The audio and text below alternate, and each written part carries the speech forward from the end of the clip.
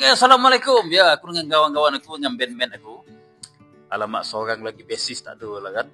Alamak, bassist ni potoy betul lah. Dia basking. Dia basking, ya betul. Dia Dah sibuk cakap di basking. sembilan dah tak pandai. Okey, dia sibuk basking. Di sibuk pula sibuk basking. Apalah ini penyanyi. Okey, ni macam ni bang. Kan kita dah lama kan kasut ni dengan kawan-kawan kita. Yang baju putih itu dia orang baru tu. Ya, ni dah lama dah ni. Dia orang dah lama kan. Jadi okey, sekarang ni apa yang kita nak tanya dekat orang baru ni bang? Kita tanya yang baru dulu. Kita bagi mic lah. Dia bang tanya dah. Kita tanya pada peminta kita. Okey. Kumpulan Kasel Okey, Wan, nak tanya sikit Wan. Okey, macam mana Wan boleh menerima tawaran masuk dalam kumpulan Kasel ni? Padahal Kasel ni tak glamour apa pun. Orang kenal pun tak, kita sendiri, ya syok sendiri sebenarnya. Tapi macam mana Wan boleh berminat?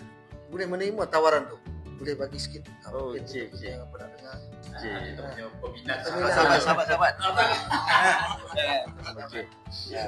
Mula-mula tu selalu dengan Ujang selalu beritahu kata dia Ujang pun suka band macam saya juga. Bukan Ujang paksa Tak. Takkan saya jadi jam beliau. Jam ada piti. Ya betul. Lepas tu kebetulan saya ni pun suka record muzik session sikit-sikit. Jadi ada kelapangan tu bincang dengan Ujang, dengan tengok kemulut apa yang jadi, cuba nak bantu lah. Tu yang seterusnya masuk, bukan perasaan lah. Bulan apa ni? Bukan kesal lah. Tak. Kumpulan Kasel Kasel. Itulah. Okey, sebelum ni memang Wan ada main belum habis soalan ni.